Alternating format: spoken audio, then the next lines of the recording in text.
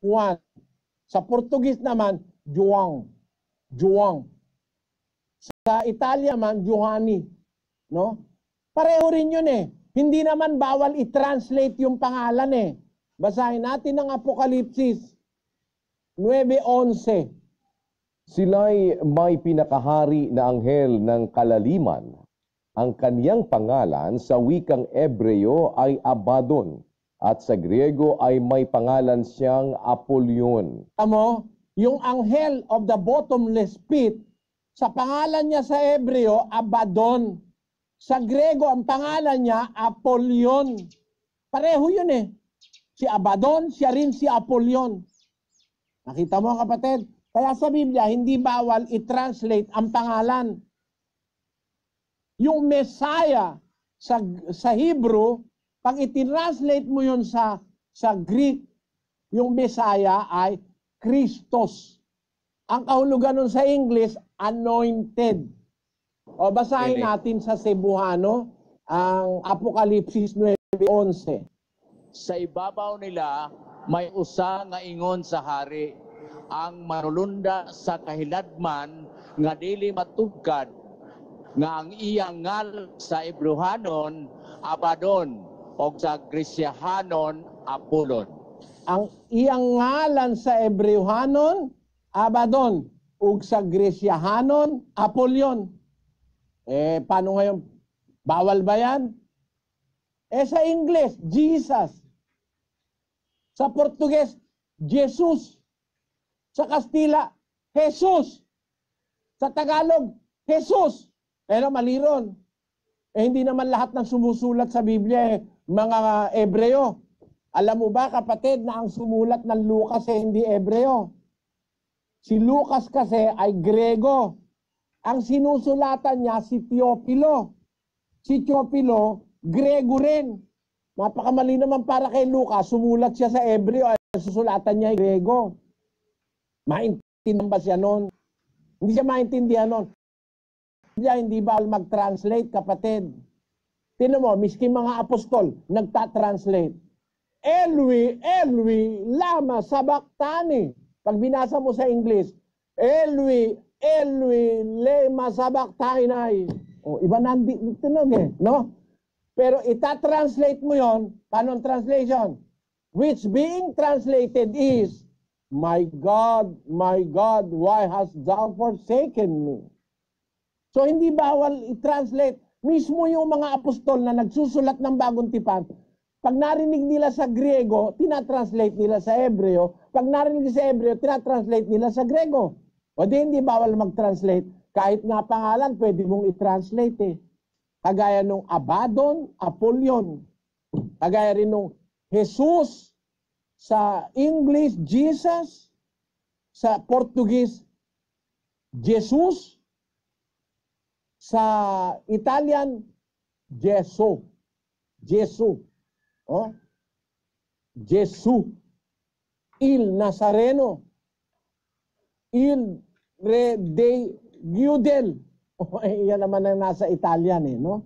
Ang ibig ko sabihin kapatid, yung paniniwala ng iglesia mo na dapat lagi Yahshua, Yahshua. Mali. Bakit? May Yahshua, hindi naman siya si Jesus eh. Actually nga, si Apostol Pablo may kasama Yahshua rin eh. Ang pangalan ng isang tao na kasama ni Pablo, Yahshua.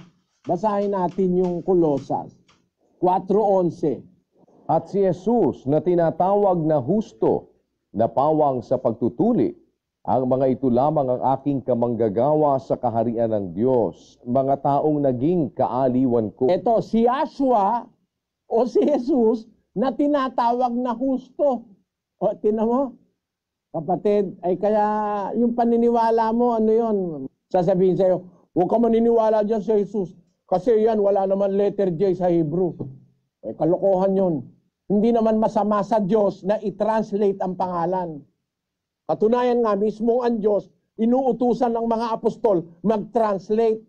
Basahin natin ang 14:28 ng unang Korinto. Datapwat kung walang tagapagpaliwanag ay tumahimik siya sa iglesia. Pagka walang tagapagpaliwanag, tumahimik ka. Pero kung may magpapaliwanag, anong dapat gawin? 27. Kung nagsasalita ang sino man ng wika, maging dalawa o huwag higit sa tatlo, at sunod-sunod, at ang isa'y magpaliwanag. English yan, kapatid na Daniel. If any man speak in an unknown tongue, let it be by two, or at the most by three, and that by course, and let one interpret. Oh, let one interpret. So interpretation of tongues is allowed by the Bible. Basahin natin yan sa Cebuano. Kung may tao nga magasulti sa sinultihan, imo kini sa tinagurha, kung labing daghan sa tinagutlo, ug kana sa banus-banus, apan usa ang magahubad, mag-translate sa Greek ang ginagamit na salita, dirmanyo, that is to translate from a tongue to another tongue. The Greek word used is dirmanyo, to translate from one tongue to another. That's why in the Bible, translation of names is not prohibited. Like the translation that was made in the name of the Lord Jesus in prophecy, that was translated by Matthew in Matthew chapter 1 verse 22 and 23. Now all this was done, that it might be fulfilled which was spoken of the Lord by the prophet, saying, Behold, a virgin shall be with child, and shall bring forth a son, and they shall call his name Emmanuel, which being interpreted is God with us. Ayon.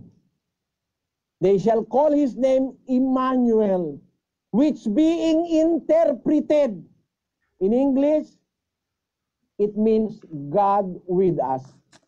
Basahin natin sa Cebuano. Aniya karon ang ulay magapanamkon ug magaanak usa ka anak nga lalaki ug pagatawagon nila ang iyang ngalan Emmanuel. Nga kung pubaron ang Dios kauban nato. Ayon. Hindi pwedeng i-translate yung palang Emmanuel, ang Dios kauban nato. Yun. So hindi mo masama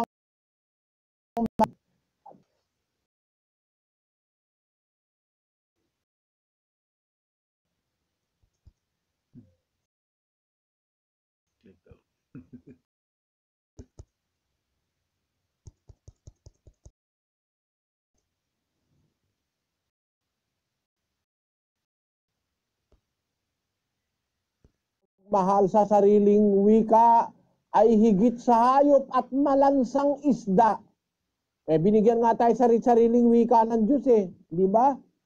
Pilipino ka tapos magyayaswa-yaswa ka. Yung mga leader mo dyan sa iglesia mo, kapatid, pagbasahin mo ng Grego, di marunong magbasa ng Grego. Ang alam nila yung yaswa lang.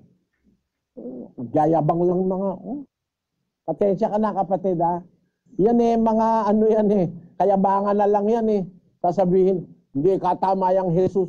Yun nga ang translation Si Pablo sumulat sa mga taga-Korinto. Ano ba yung Korinto? Hindi ba yung Korinto sakop ng Greece? Alam nga naman sumulat siya doon sa Hebreo. Maintindihan ba siya ron?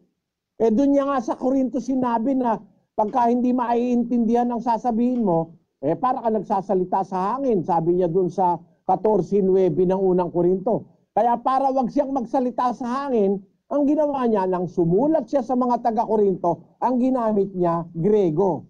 Pagka Grego, ang ilalagay niya, Jesus Christos. Yon. Sana naunawaan mo, kapatid na Rolando. Salamat po. Pero pwede pa ba isang tanong? Sige po, sige po.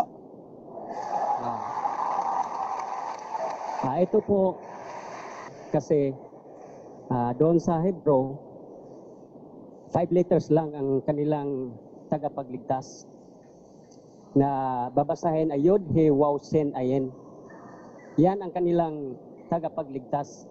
At basahin sa English form, Yahshua. At sa transliteration naman, di ba, nakasabi doon, that transliteration bring one alphabet to another alphabet but the same phonetic sound. Ngayon, ang Tetragrammaton na 5 letters, wala na kasi doon eh. Wala na ang totoo niyang pangalan dyan. Kasi transliteration ang gamitin natin, hindi translation. Kapag transliteration, hindi yan mausap ang kanyang pangalan. Hindi mausap. Kaya, bakit Jesus Christos ang ginawa ni Saint Jerome o Eusebius Hieronymous Sophronius na dapat ang kanyang ilagay, Yeshua, the same phonetic sound. Bring one alphabet to another alphabet, but the same phonetic sound. Isulat ito sa ibang alphabet, iba ang pagkasulat. Pero, Kapatid na Rolando, no? Ikinalulungkot ko, misinformed ka, naturuan ka ng mali, mali ang sinasabi mo. Hindi 5 letters ang Hebrew. At yung Hebrew name of God is not the name of the Savior in the New Testament. Magkaiba si Kristo kaysa sa Ama. Magkaiba yon. Hindi 5 letters yan. Sabi mo nga, tetragrammaton eh. Pag tetra, 4 lang yon. Alam mo ba yung kahulugan ng tetra, kapatid? Kaya ng Tetra Pak, 4 ang kanto. Walang 5 kanto ang Tetra Pak. Kaya nga, Tetra Pak, 4 ang kanto. Yung orange na naka-Tetra Pak, 4 ang kanto. Yung tetra, 4 letters yon. Ang nakalagay sa Hebrew original na salitang pangalan ng Diyos, Yod, He, Vav, He. Written, and if you are going to read it from the right to the left, baliktad sa atin eh. Tayo from left to right. Sa Hebrew, ang pagbasa nila, from right to left, yan ay Yod, He, Vav, He. Which transliterated in English is YHWH. Yung sinasabi mong the same phonetic sound. Mali yun, kapatid. How can you have a phonetic sound of YHWH when there is no vowels? Kaya hanggang ngayon, walang nakakaalam nung pronunciation nung Yod, He, Vav, He. Walang nakakaalam nun. Huwag kang magpanggap na alam mo yon. At ng tagapagturo mo, mapapahiya ka riyan. Ha? Do not pretend that you know how to pronounce it. Because you will be put into shame. Because you cannot pronounce consonants without vowel sounds. Kaya ang ginawa ng mga nag-translate ng Biblia, merong naglagay ng puro A. No? May naglagay puro A, Yawa. May naglagay E, A-E, Yahweh. Meron naman naglagay E-O-A. Kaya lumitaw yung pangalang Jehovah o Jehovah. Ayan. Yung YHWH nilagyan nila ng A at saka E, lumitaw yung Yahweh. Yung YHWH, pinalitan nila yung Y into J, pinalitan nila yung W into B, nilagyan nila ng E-O-A, kaya lumabas yung salitang Jehovah. Lahat ng mga yan, invento ng mga tao. The original manuscripts that is available, even from outside of the Bible, only mentions 4 letters, not 5. Miski yung tinatawag nating Moabite stone, inilagay dun yung pangalan ng Diyos ng mga Hebreo sa 4 na letra. Nandun sa 17th line ng Moabite stone, ang pangalan ng Diyos ng Israel. Ang nakalagay doon, Yod, He, Vav, He, YHWH. Basahin natin yung Moabite stone, Sis Lou. Opo, yan po yung Moabite stone. Nakikita natin sa screen. Naka-encircle po ng kulay pula. Yung 4 letters, yung Tetragrammaton. 17 to 18 verses po yan. For I had devoted them to destruction for the god Ashtar Chemos. And from there I took the vessels of YHWH. And I presented them before the face of Chemos, and the king of Israel had built. Yang Moabite stone, isang commemorative stone yan na nagpapakita ng pagtatagumpay ng hari ng Moab, ng kalabanin niyang mga Israelita. Kinuha niya raw yung mga kasangkapan dun sa pagsamba, dun sa ni Yahweh, yung pagsamba ng mga Israelita kay Yahweh sa kanilang Diyos. Yahweh ang sabi nung iba no? Pero hindi Yahweh yun. YHWH yun. Tapos dinala niya. Ang ibig sabihin, even outside the Bible, there are documents that attest that the Lord or the God of the Hebrews, the name of their God is written in 4 Hebrew letters, YHWH, which cannot be pronounced up to now. Kung meron ka sinasabing 5 letters, mali yun, kapatid. Mali yan. Siguro kailangan ka pang magsuri ng kaunti. Mali yan. At yung sinasabi mo kanina na transliteration is possible. Translate the letters into corresponding letters in other languages, pwede yun. Pero to pronounce it without vowel sounds, it is impossible.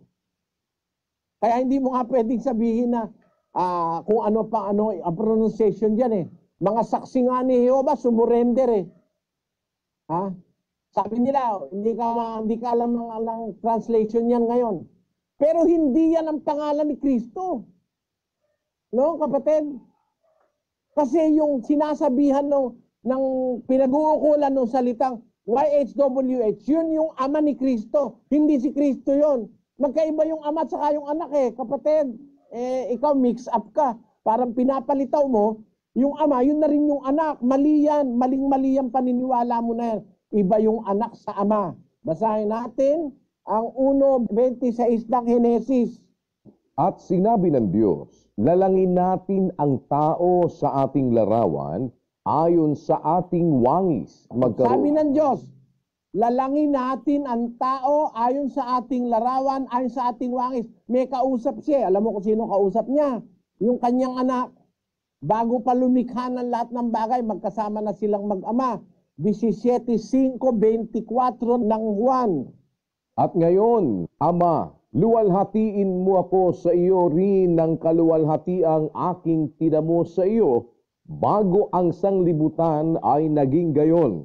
Ama, yaong mga ibinigay mo sa akin ay ibig ko kung saan ako naroroon, sila naman ay dumuong kasama ko upang makita nila ang kaluwalhatian ko na ibinigay mo sa akin, sapagkat ako'y iyong inibig bago natatag ang sanglibutan. Bago pa nagtatag ng sanlibutan ng Diyos, magkasama na silang mag-ama.